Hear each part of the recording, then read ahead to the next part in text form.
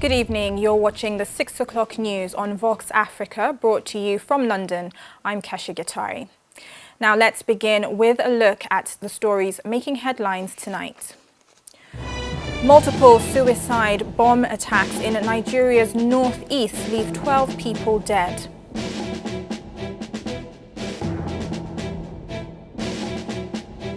Four people have been killed in a jihadist attack on a Malian resort just outside the capital.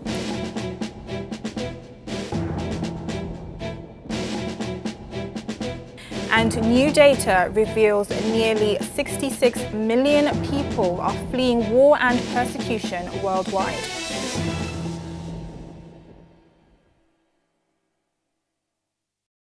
Five female suicide bombers have killed 12 people and wounded 11 others in Nigeria's northeast Borno State. Borno State Police spokesman Victor Isuku said on Monday the attacks took place on Sunday at about 8:30 in the evening local time in the Kofa community, some 5 miles from the state capital of Maiduguri. Less than 2 weeks ago, on June the 7th, Islamist militant group Boko Haram killed 14 people in bombings and shootings. Yesterday, like 8 o'clock, unknown small children came and detonated 3 bombs. They killed 13 people and 14 were seriously injured now in hospital now. Malian security forces have killed 5 militants involved in an attack at the weekend on a luxury resort outside the capital, Bamako.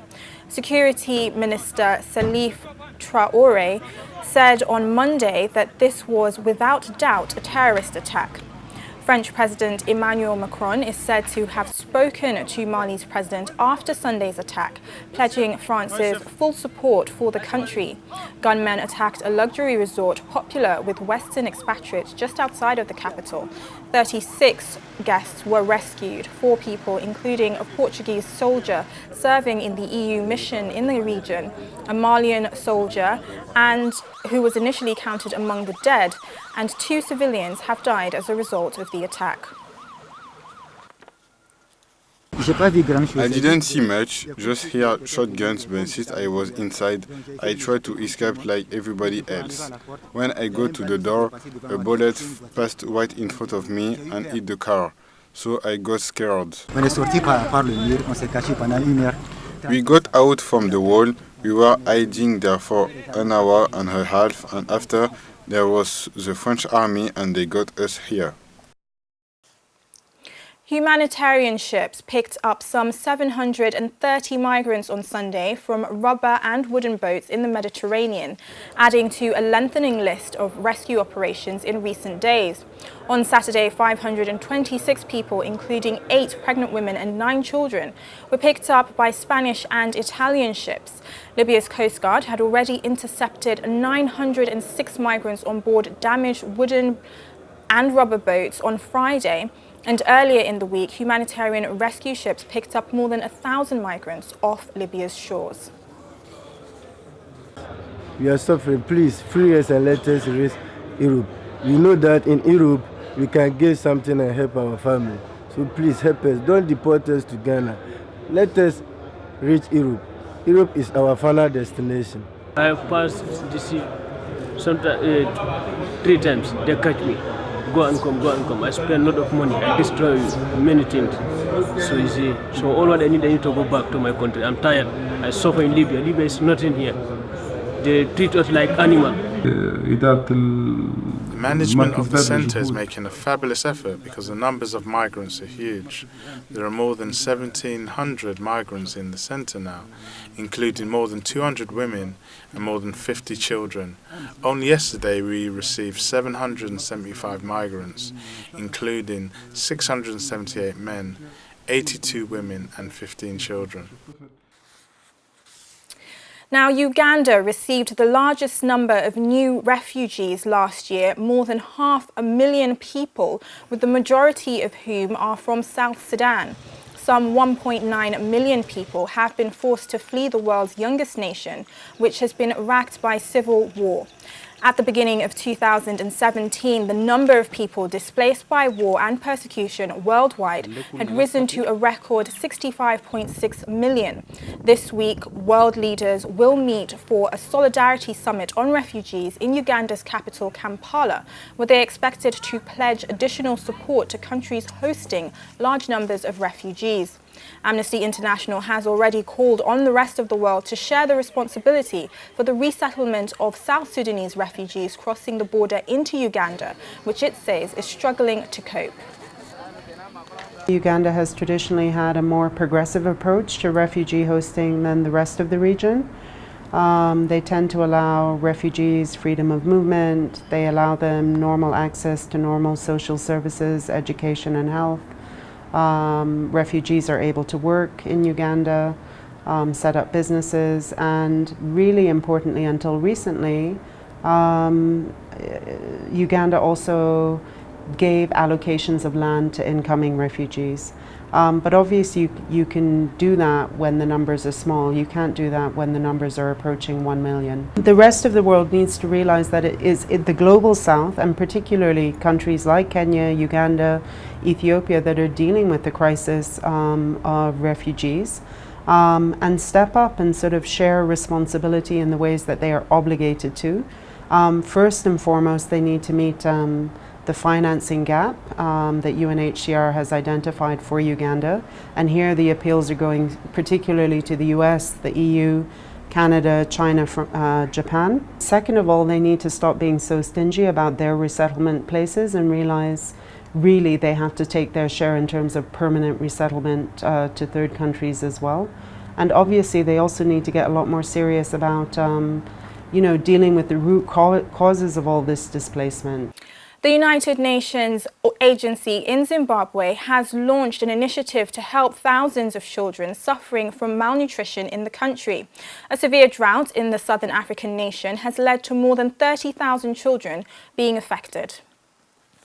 The United Nations Children Emergency Fund, UNICEF Zimbabwe, has embarked on a program to assist thousands of Zimbabwe children in rural areas affected by malnutrition due to the drought that has hit the southern African country. Over 33,000 Zimbabwe children are facing malnutrition this year, and UNICEF Zimbabwe is also making appeals to raise $19 million for the food crisis. At least 33,000 children were malnourished in Zimbabwe and needed immediate assistance. And what we've also been doing is trying to raise funds for children and women in Zimbabwe linked to the drought and to its effects. Kariba district in western Zimbabwe is one of the most affected districts by the severe drought, which led to hunger and malnutrition. Children with malnutrition are admitted at Kariba District Hospital almost every week. I'm 21 years. My child is suffering from malnutrition. That's why I brought him to hospital.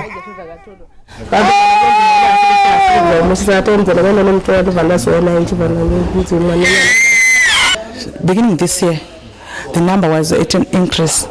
We could have, since you said this baby has been, it has been 10 days with the baby in the ward, which means that in a week we will have something like 2 babies, and to also maybe have 4 or 6 babies in a month.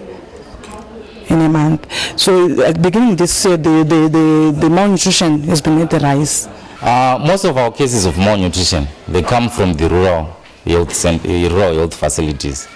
We've got a program that we are running. It's called the CIMAM program, or Community-Based Management of Acute Malnutrition, whereby active screening of children who are malnourished is done within the village by village health workers.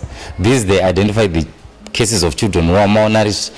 According to the Zimbabwe Vulnerability Assessment Committee, ZIVAC, over 2.8 million people, which 30% of the rural population, are in need of urgent food assistance. Pindai Dube, Harare, Zimbabwe.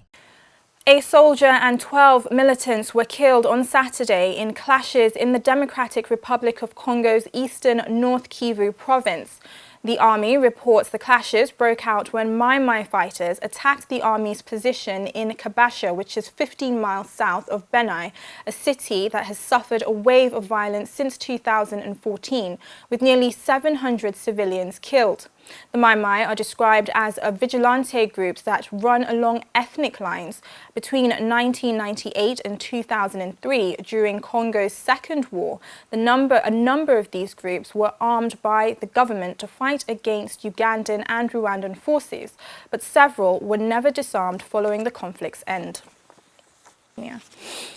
June 19th is World Sickle Cell Day, an annual celebration aimed at focusing attention on the genetic health condition all over the world.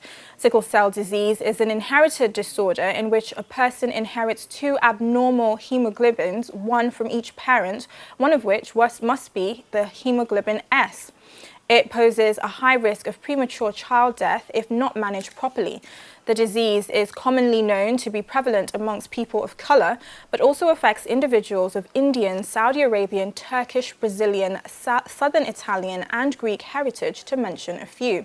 Studies have shown that Nigeria has the largest population of people with sickle cell disease in the world, with more than 150,000 babies born with sickle cell every year.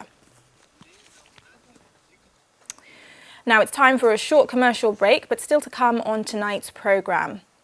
An attack on worshippers outside a London mosque in the early hours of this morning leaves one person dead and 10 injured. 61 people have died as a result of deadly fires in Portugal. And a symbolic burial is held for a South African freedom fighter 200 years after his death.